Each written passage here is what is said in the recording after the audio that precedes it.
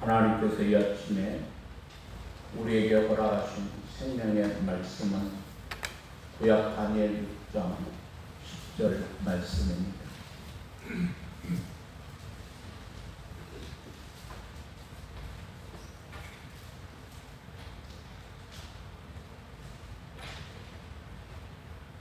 살아계신 하나님의 말씀을 읽을 때에 하나님의 음성을 듣는 복된 시간 되길 원합니다.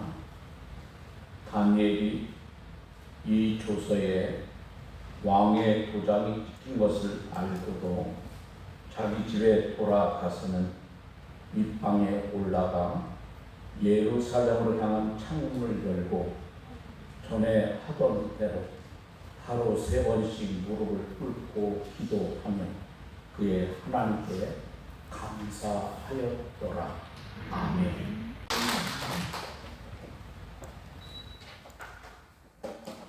여러분, 3월 20일은 유엔이 정한 세계 행복의 날입니다.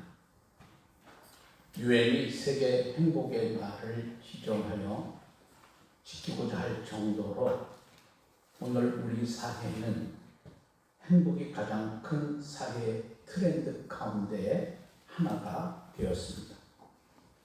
그렇다면 여러분은 지금 얼마나 행복하십니까? 유엔산하 자문기구인 지속 가능한 발전해법 네트워크 SDSN이라고 하는 곳에서 매년 세계인의 행복 지수를 조사하여 발표합니다. 2015년도 세계 행복 보고서에 따르면 우리나라 행복 지수는 10점 만점에 5.984점을 얻어서 세계 158개국 가운데 우리나라가 47위에 올랐다고 합니다. 세계 평균이 5.1점이라고 하니까 우리나라의 행복 지수는 세계 평균보다도 상당히 높은 수치가 됩니다. 그러면 실제로 우리나라 사람들이 그만큼 행복하게 살고 있는 것일까요? 행복 지수라고 하는 말은 우리가 행복하게 살 수 있는 요소가 얼마나 되느냐입니다. 그래서 행복 지수가 높으면 행복할 가능성이 많습니다. 그런 행복 지수에서 우리나라가 158개국 가운데 47위를 차지했다는 거죠. 2015년도에 행복 지수가 가장 높은 나라는 스위스입니다. 그리고 그 다음이 아이슬란드이고 그 다음이 덴마크, 노르웨이 순입니다. 그런데 세계에서 가장 행복하게 사는 나라는 부탄이라고 하는 나라입니다. 여러분, 부탄이 어디 있는지 아십니까? 부탄 가스가 아니고 부탄이라고 하는 나라는 히말라야 산맥 가까이 있는 나라, 조그마한 나라입니다. 그래서 부탄에 사는 사람들에게 당신은 행복하십니까? 라고 물으면 100명 가운데 3명을 제외한 97명이 나는 지금 행복합니다 라고 대답합니다. 그런데 그 부탄이라고 하는 나라가 2015년도의 행복 지수는 세계에서 76위를 차지했습니다. 다시 말하면 행복할 수 있는 조건은 별로 없는데 사람들은 100명 가운데 97명이나 되는 대부분의 사람들이 행복하게 살고 있습니다. 여러분, 이것은 무엇을 뜻합니까? 행복은 삶의 환경이나 조건에 있지 않습니다. 거꾸로 이야기하면 우리가 행복한 삶을 살기 위해 갖춰야 한다고 생각하는 여러 가지 조건이 있지만은 사실 그 조건이 우리를 행복하게 만들어 주지를 못합니다. 이 부탄이라고 하는 나라는 인구가 70만 명이 조금 넘는 작은 나라입니다. 1인당 국민소득이 약 2,700불, 우리 돈으로 환산을 하면 1년에 한 300만 원 정도 버는 거죠. 우리나라 1인당 국민소득이 3만 불에 가까이 된다고 하니까 수치상으로 보면 우리나라보다 한 10배 정도 못 되는 그런 나라입니다. 부탄 사람들의 평균 수명은 66세라고 합니다. 우리나라 평균 수명이 80세가 넘는 것에 비교하면 결코 그 나라 사람들의 수명이 길지가 않습니다. 수명이 길지 않다고 하는 것은 건강한 삶을 오래 살지 못한다고 하는 그런 뜻입니다. 우리나라 사람들이 행복하기 위해서 가장 중요하게 손꼽는 것은 건강과 돈에서, 이 부탄이라고 하는 나라는 우리나라보다 훨씬 뒤처져 있습니다. 그런데도 그들은 늘 행복을 느끼며 살고 있습니다. 여러분, 왜 경제적으로 여유롭지도 못하고 건강도 별로인 사람들이 어떻게 행복하게 산다고 여러분 생각하십니까? 분명한 것은 행복은 행복지수라고 말하는 어떠한 환경이나 조건에 있는 것이 아닙니다. 행복은 조건에서 만들어지는 것이 아니라 우리의 마음과 생각에서 만들어지는 것이기 때문입니다. 공자가 조카 공멸에게 물었습니다. 벼슬에서 얻은 것이 무엇이고 잃은 것이 무엇인가? 공멸이 그 물음에 이렇게 대답합니다.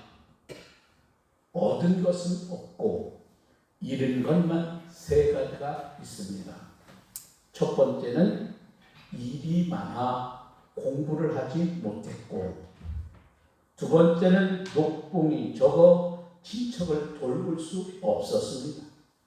세 번째는 공부가 다급하여 친구들과 관계가 소원해졌습니다. 공자는 같은 벼슬을 하고 있던 복자천에게도 똑같은 질문을 했습니다. 벼슬에서 얻은 것이 무엇이고 잃은 것이 무엇인가? 그 물음에 복자천이 이렇게 대답합니다. 잃은 것은 없고 얻은 것만 세 가지가 됩니다. 첫 번째는 예전에 배운 것을 날마다 실천하여 학문이 늘었고, 두 번째는 녹봉은 적지만 이를 아껴 친구를 도와기에 더욱 친근해졌습니다. 세 번째는 공부가 다급하지만 틈을 내니 친구들과 더욱 가까워졌습니다. 여러분, 같은 벼슬을 하면서도 공멸을 얻은 것은 없고 잃은 것만 세 가지가 된다고 말했고, 복자천은 잃은 것은 그 대신에 얻은 것만 세 가지가 된다고 말했습니다. 여러분, 이 두 사람 중에 누가 더 기쁘게 일했겠습니까? 당연히 잃은 것을 생각한 것이 아니라 얻은 것을 헤아린 복자천입니다. 잃은 것을 센 공멸은 자신이 벼슬하는 것이 고달프고, 얻은 것을 센 복자천은 자신이 벼슬하는 것이 행복하기만 합니다. 여러분, 우리의 삶이 그와 같습니다. 같은 일을 하고 같은 하루의 삶을 살고 같은 신앙생활을 하면서도 어떤 사람은 불평 속에서 살고 어떤 사람은 행복함에 기쁘게 삽니다. 여러분, 그 차이가 무엇인지 아십니까? 불평 속에 사는 사람은 언제나 잃은 것을 셉니다. 자신에게서 없는 것만 바라보며 그것을 헤아리며 살기 때문에 마음에 불평이 가득하게 차 있습니다. 잃은 것을 세면 셀수록 우리의 마음에서 감사도 잃게 되고 기쁨도 잃게 됩니다. 잃은 것을 세면 셀수록 만족함도 사라지고 마음의 여유도 잃게 됩니다. 잃은 것을 세는 만큼 우리의 삶에서 행복이 사라지고 맙니다. 반대로 행복하게 사는 사람은 얻은 것을 셉니다. 자신에게 주어진 것, 지금 자신이 누리고 있는 것을 헤아립니다. 이렇게 얻은 것을 세면 셀수록 우리의 마음에는 감사가 더해지고 기쁨이 더해집니다. 얻은 것, 지금 누리고 있는 것을 세면 쓸수록 우리의 삶에는 행복이 더욱 풍성해집니다. 오늘 본문의 말씀은 우리가 너무나 잘 아는 다니엘의 이야기입니다. 다니엘은 3번에 걸친 바벨론 침공 가운데 첫 번째 침공을 받았을 때에 바벨론의 포로로 잡혀가게 됩니다. 오늘은 이 다니엘이 관리 생활을 시작한 지 꽤 오랜 시간이 지난 후의 이야기입니다.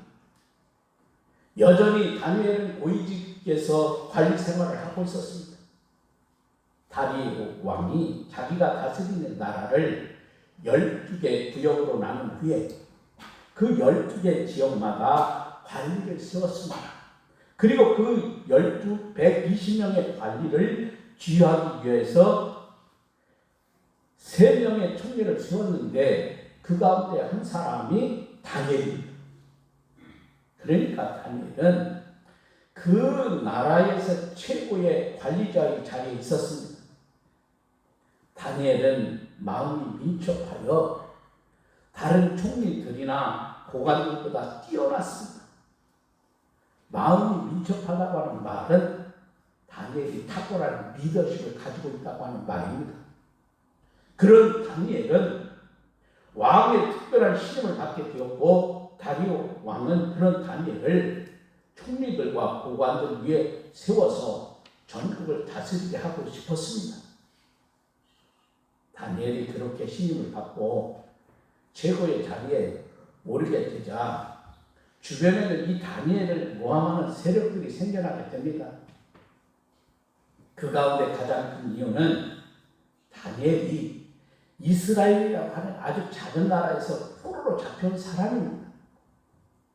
자기 나라 사람이 아닌 포로 출신이 온 나라를 다스리는 최고의 관리 책임자가 된다고 하는 것을 좋아할 사람 아무도 없습니다. 거의가 다 싫어합니다. 왕의 시임을 받아 이 관리로 등용된 사람은 누구든지 이 높은 자리에 오르고 싶은 마음 다 있는 거죠. 그래서 왕의 시임을 받아가지고 더 높은 자리에 자기도 가고 싶습니다. 그런데 이 포로로 끌려온 사람이 최고의 자리에 오른다고 하는 것은 자기들이 올라갈 자리가 없어진다고 하는 뜻입니다. 아무리 여러분 포로에 대해서 관대한 정책을 편다 하더라도 이 포로를 왕감으로 그 나라 최고의 통치 자리에 앉힌다는 것은 정서상으로도 맞지 않는 일입니다. 그래서 다니엘 주변에 있는 고관들은 다니엘이 미울 수밖에 없습니다. 또 하나의 이유가 있다고 하면 그것은요, 다니엘의 나이가 너무 많은 거예요. 오늘 본문의 이야기는 페르시아 제국이 바벨론을 멸망시킨 이후에 일어난 사건의 이야기입니다. 다니엘이 포로로 잡혀온 지 무려 70여 년이 가까운 시간이 흐른 후에 되어진 일을 말씀하고 있어요. 다니엘이 포로로 잡혀온 바벨론 제국에서 관리로 교육을 받을 때가 몇 살인지 정확하게 알기는 어렵지만은 일반적으로 15살부터 교육을 받기 시작했다고 우리가 생각해 보면 되는데, 다니엘이 15살에 바벨론의 포로로 잡혀간 것이라고 하면 여러분 70년 지났으니까 다니엘의 나이가 지금 몇 살이라는 거예요? 85세쯤 되었다는 거예요. 오늘날처럼 100세 시대에 여러분 85세에 고위 관리가 된다고 하는 것은 고령에 속하는 나이입니다. 그런데 지금으로부터 오늘의 시대도 아닙니다. 약 2500년 전이라고 하면 이건 더 말할 것도 없습니다. 그런데 다니엘은 85세의 나이에 페르시아 제국의 최고의 관리가 됩니다. 사람들이 나이가 많아 바른 판단을 하지 못한다고 생각할 수 있는 그런 나이에, 여기에서 우리가 주의해 볼 것이 있습니다. 사람들이 다니엘을 고발하기 위해서 다니엘의 허물을 찾으려 했지만은 찾을 수가 없는 거예요. 다니엘은 60년 이상, 아니 70년 가까이 공직 생활을 해왔습니다. 이것은 다니엘이 그동안 어떻게 살아왔는지를 보여주는 말씀이에요. 다니엘은 정직했습니다. 사람들로 뇌물을 받거나 사사로운 일로 인하여 일을 망치지 않았습니다. 일의 결정을 내릴 때는 아주 지혜롭게 처리했습니다. 자신이 무슨 일을 하든지 바르게 했고 최선을 다했습니다. 그래서 다니엘에게서 그런 때나 허물을 찾아내지를 못하는 거예요. 여러분, 이런 다니엘의 모습이 오늘을 사는 우리 그리스도인들이 본받아야 할 모습입니다. 우리는 우리에게 주어진 삶을 살아갈 때 그런 땜이 없이 정직하게 살아야 합니다.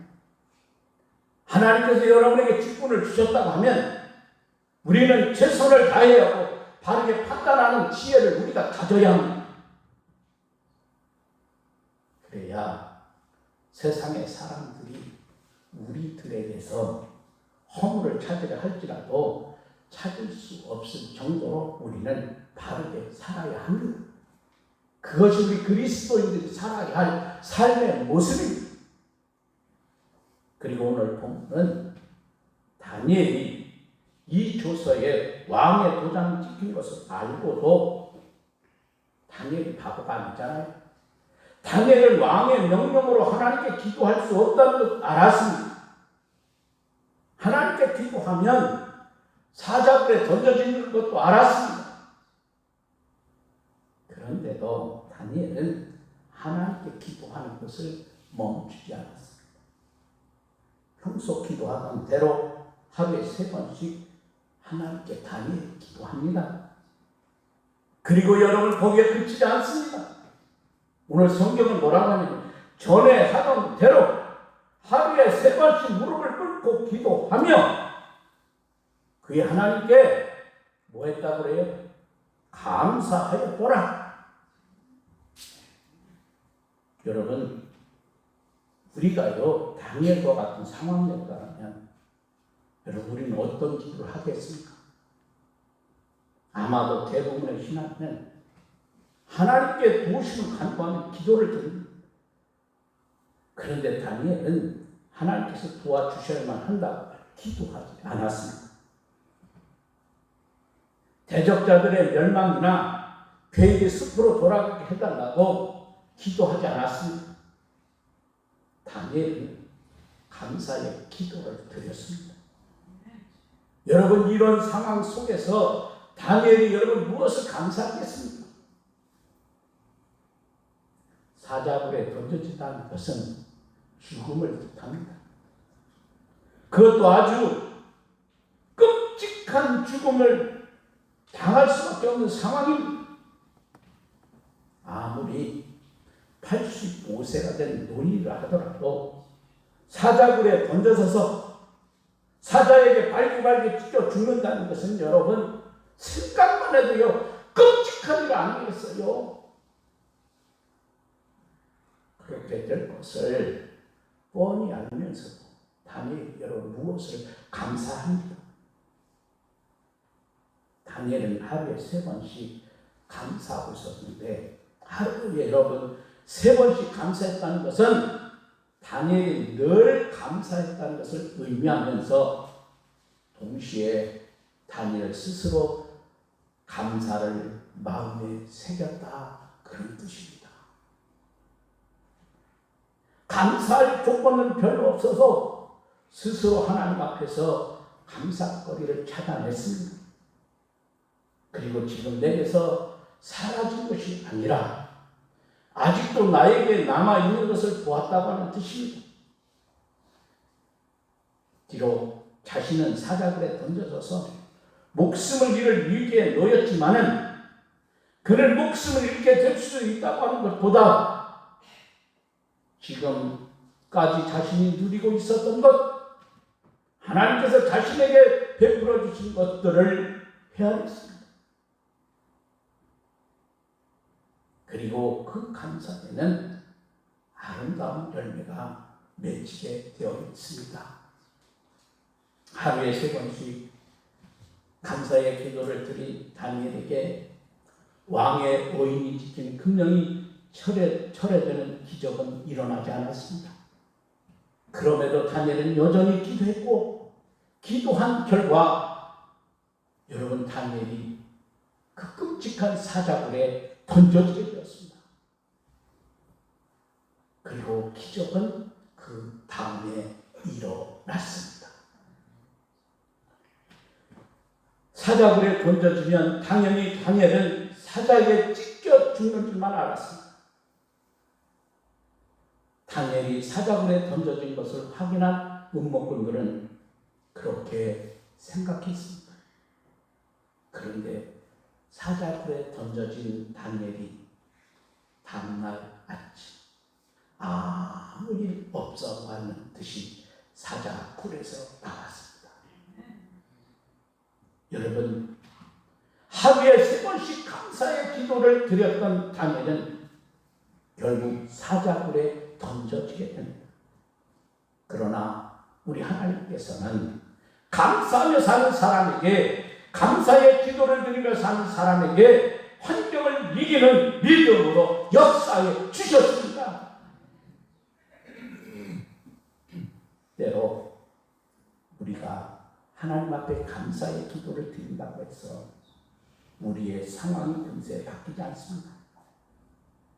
때로는 여러분 우리의 상황이 더 이와 같이 악화될 수도 있습니다. 그런데 여러분 기억하십시오. 감사는 우리의 마음을 천국으로 만들어줍니다. 우리의 마음에 천국을 건설하는 재료가 있다면 여러분 그것은 감사입니다.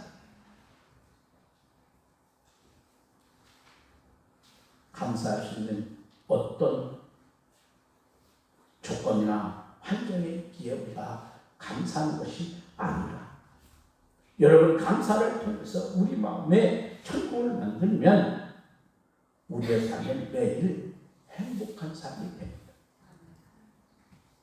우리가 천국과 같은 은혜를 누려야만 여러분 감사할 수 있는 것이 아니라 감사가 꼭 우리 마음에 천국을 만들어 줍니다. 여러분 나에게서 사라진 것들을 바라보며 여러분은 불평하지 마십시오. 하나님께서 내게 남겨놓으신 것들 그것들을 하나하나를 세어보며 여러분 감사하며 사십시오. 바로 그곳에서 천국이 만들어집니다. 그렇게 사는 삶의 자리가 우리의 기적이 일어나는 자리입니다. 하나님은 오늘도 우리를 사랑하십니다.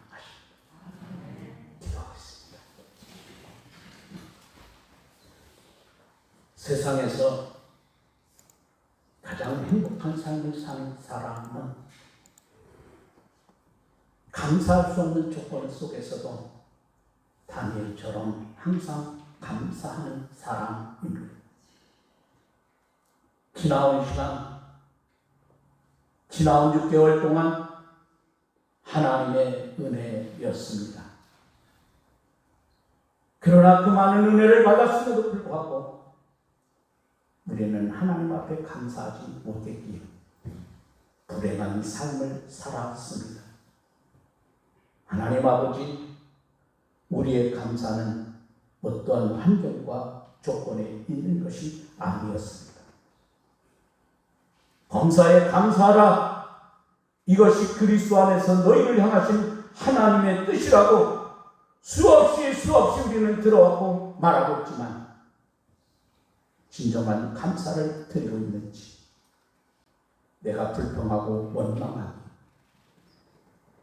얻은 것보다 잃은 것이 많다고 생각하기에, 남과 비교하기에 우리는 불행의 삶을 살 수밖에 없습니다. 오늘 하나님께서 많은 것을 얻었습니다. 지금까지 하나님의 은혜였습니다. 앞으로도 더 감사하며 다니엘과 같은 지혜와 성령이 충만하고 아름다운 인생을 살아가는 우리 모두가 되기를 원합니다.